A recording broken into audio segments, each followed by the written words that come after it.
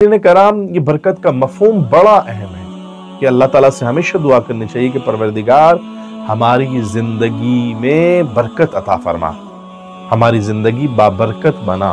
क्योंकि बहुत सारे ऐसे लोग होते हैं कि जिनकी जिंदगी बाबरकत नहीं होती, यानी उनका वजूद इस दुनिया के लिए बाबरकत नहीं होता, उनकी पूरी जिंदगी गुजर जाती है लेकिन उन्होंने कुछ नहीं किया होता, कुछ नहीं किया होता। लेकिन अल्लाह ताला से दुआ करनी चाहिए कि परवरदिगार हमारी जिंदगी को बाबरकत बना, कि हम अपनी जिंदगी में अपनी कौम, मिल्लत के लिए, दीन के लिए, अपने वतन के लिए, अपने खानदान के लिए, इंसानियत के लिए कुछ कर जाए।